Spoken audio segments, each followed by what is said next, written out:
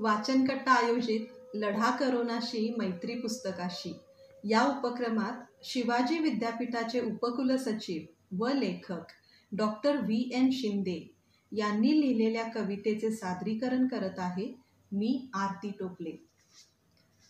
काल करोना एकटाच बोलत होता.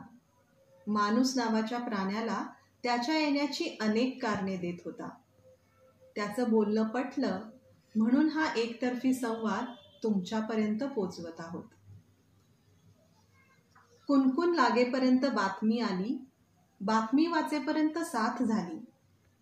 कोण एक व्हायरस कोरोना, चेंडूसारखा गोलमटोल, न दिसणारा, अंगावर काटे असणारा, रंग गुलाबी, पण प्रेमाचा नव्हे तर भीतीयुक्त तिरस्काराचा धनी बनलेला.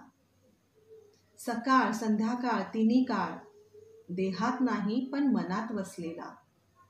देश धर्म जात साऱ्या बंधनांना झुगारून एकमेव अद्वितीय, सर्व चॅनल्स वृत्तपत्रे व्यापलेला उपद्व्यापी बनलेला कोरोना. काल मला भेटला आणि मन मोकळं करतो म्हणून भरभरून बोलू लागला. घाबरलास मला? काय केले मी? का घाबरतोस मला?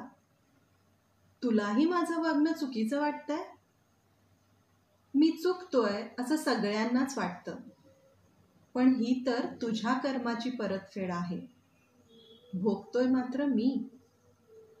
का दोष देताय मला? चुकताय तर तुम्ही. आठव, अगदी सुरुवातीपासून डार्विननंच सांगितलंय तुझी उत्क्रांती कशी झाली ते. आठवतंय का? अगदी तिथपासून. पृथ्वीवर सजीव अवतरला तोच अपघातातून. माझ्यासारख्या अनंत रचना पाण्यात बनल्या. त्यातीलच एका रचनेला जीव आला, अमिबासारखा एक पेशीय. तो वाढला, उत्क्रांत पावला.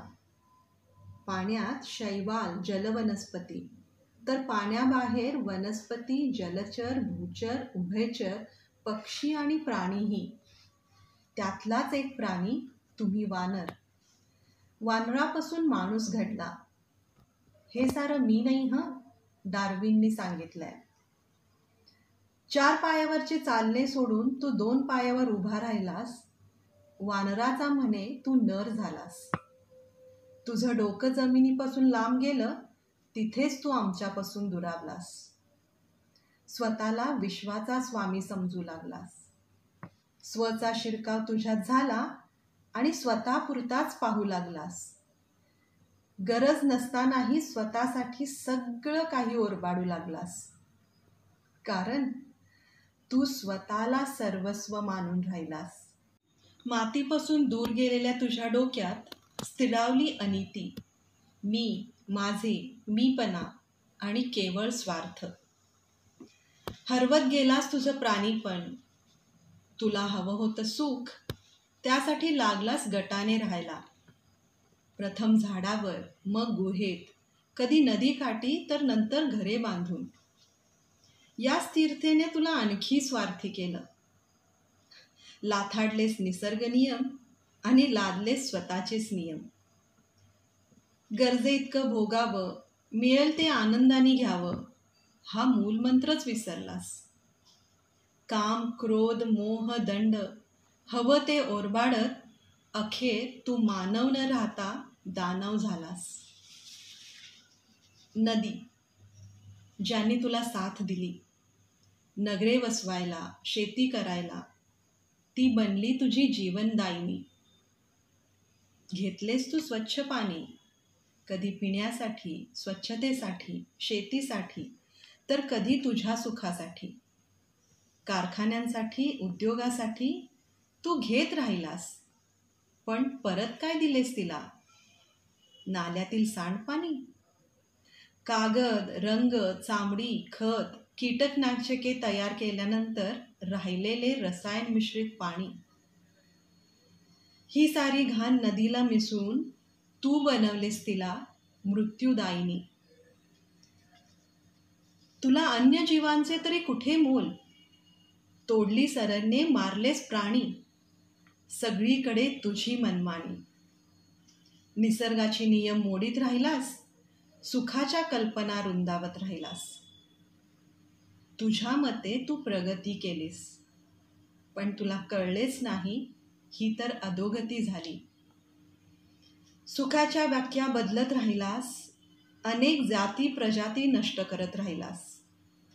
प्राणीपण तर गेलंच होतं, आता माणूसपण पण हरवून बसलास. धर्म, जात, पंथ यांच्या भिंती उभारल्यास. पोकळ अस्मितेला बळकटी दिलीस. माणसातील गरिबी विकत घेऊ लागलास. कोंबड्या, बैल, घोडे, गाढव यांच्या झुंजी आणि शर्यती काय कमी होत्या? म्हणून तू लढाया आणि चढायामध्ये गुंतलास. तुझे साम्राज्य उभे करताना सगळे नियम लादत राहिलास. तू मात्र तुझेच नियम मोडत गेलास. अगदी अनिर्बंध वागत राहिलास. मी सर्वश्रेष्ठ करायचे होते सिद्ध. स्वतःला विश्वाच्या केंद्रस्थानी बघत राहिलास. पण हा हक्क घेताना स्वतःची जबाबदारी विसरलास. इतर जीवांचा तर होतासच, पण आता स्वतःचाही वैरी बनलास. दहशत आणि शिक्षा दुसऱ्याला हरवण्यासाठी जिंकत राहिलास. काय होतं या सगळ्या मागे? स्वार्थ, मीपणा की आणखी काही? स्वतःचं घर पेटलं तरी गांधारीचं व्रत जपत राहिलास. दृष्टी असूनही डोळसपणा हरवून बसलास. निसर्ग जिंकल्याचा आभास, प्रजाती वनस्पती नष्ट केल्यास. कावळे, खवल्या मांजर आणि घुशीलाही भक्ष्य समजू लागलास. पाण्यापासून प्राण्यापर्यंत सत्ता राबवीत राहिलास. तुझी प्रजाती वाढवताना इतरांच्या जीवांचे दिलेस मोल. हक्क नसतानाही मोडीत गेलास नियम खोल. निसर्गाने अनेकदा समजावले, त्याला भूकंप, दुष्काळ, अतिवृष्टी असे नामकरण करीत त्यातूनही सावरत राहिलास. मग मी पाठवले प्लेग, मलेरिया, देवी, कुष्ठरोग, कधी एड्स तर कधी सार्स. त्यावरही औषधं शोधलीस आणि निसर्गाची हानी करत राहिलास. विरोध करणाऱ्यांचा नायनाट करत राहिलास, मग तो गॅलिलिओ असो वा ग्रेटा. सत्य सांगणाऱ्यांना सर्रास वेडं ठरवत गेलास. अखेर तुला शिकवायचा होता धडा, म्हणून मला पाठवलाय. आता मात्र तू घाबरलास. ज्या दिसण्याचा तुला गर्व, तेच तोंड झाकून फिरू लागलास. माझ्या येण्यानं गाड्या, विमाने थांबवलेस. पायी फिरायचे वांदे, ना आंदोलन ना मोर्चे, सगळे काही बंद धंदे. प्रत्येकाच्या देहात नाही पण मनात मी शिरलो आहे. माझ्या भीतीने अखंड जग व्यापलं आहे.